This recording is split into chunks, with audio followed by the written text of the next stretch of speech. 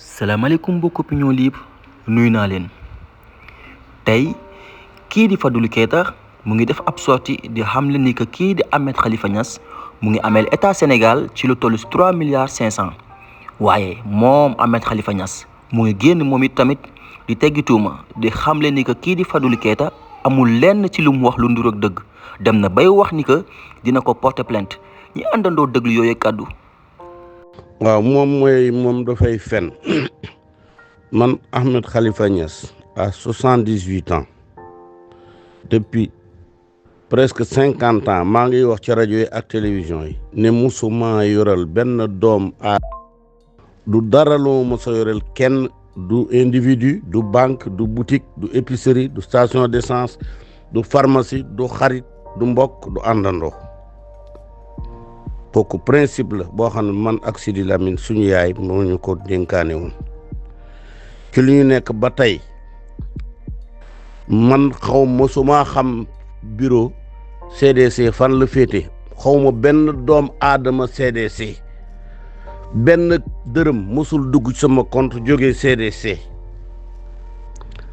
dafay fen te maa ngi koy défier au lieu muy wër di fen nit ñi na génne dossier bi publier ko na génne sama signature mënu koo génne moom dafay fen te boîte biñ ko jox mënu koo yore dana ko daane banque boîte bi mu yore moo ëpp doole banque yépp ci Sénégal te dana ko daane ba dara du fa ne parce que mënu ko dawalkatu cag-cag la ñu jox ko camion mënta dawal camion bi cag-cag la mën a dawal na dellu ca la mu nekkoon te boîte bii mu yore je le prédis dana nekk le plus grand scandale financier du pays mooy daane ji réew mi day fen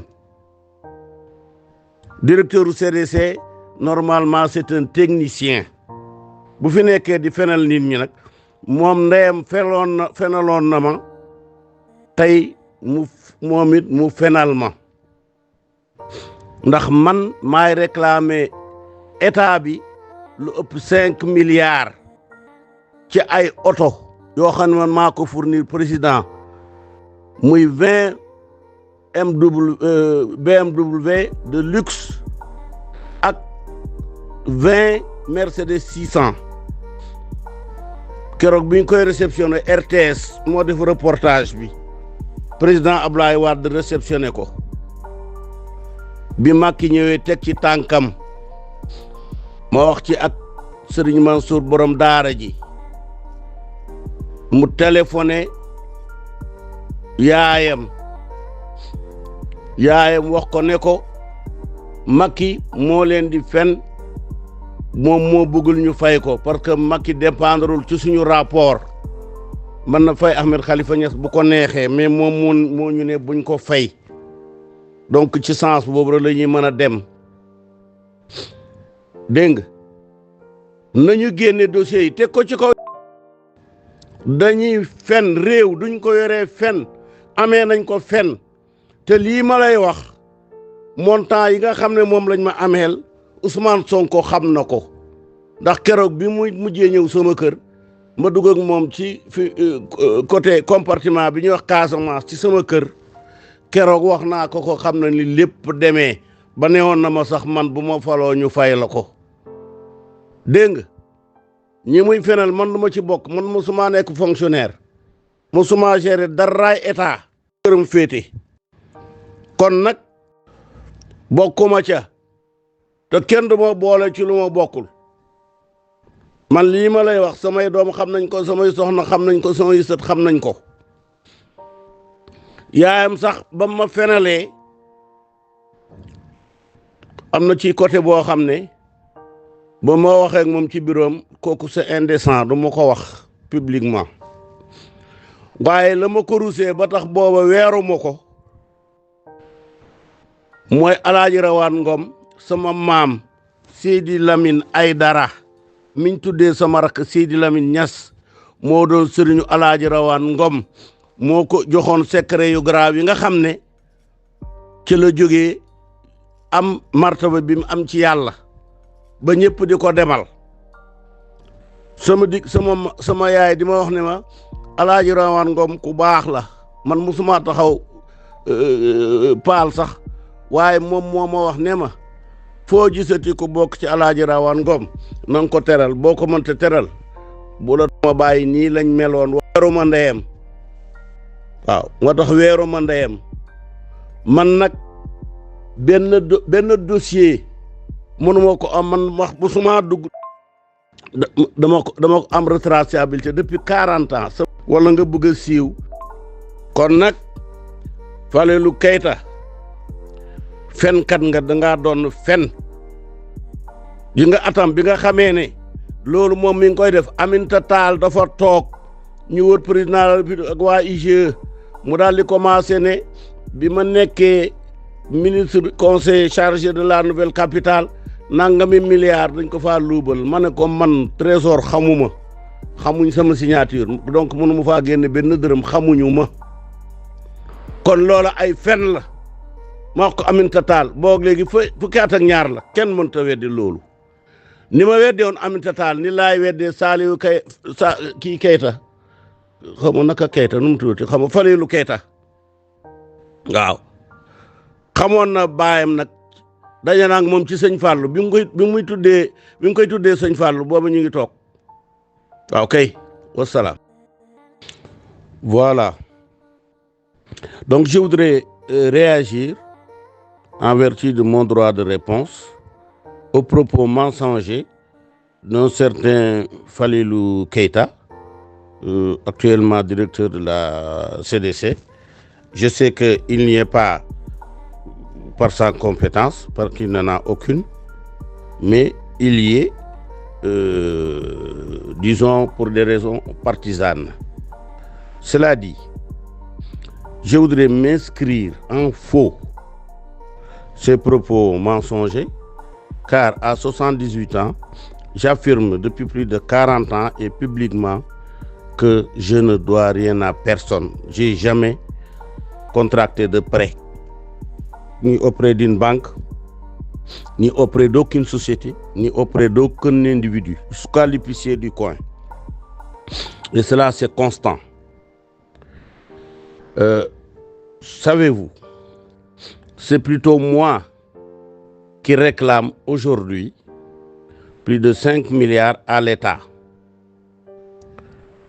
pour avoir fourni à la demande du président Abdoulaye Wade 40 véhicules de luxe qu'on m'avait demandé de fournir en urgence lors du dernier sommet de l'OCI, de l'ancienne OCI à Dakar. En l'occurrence, 20 Mercedes 600 et 20 BMW de luxe, c'est ça, non, 20 Lexus de luxe, et que dont la facture principale lors des faits était de 2,7 milliards et qui, avec les intérêts de retard, monte à plus de 5 milliards.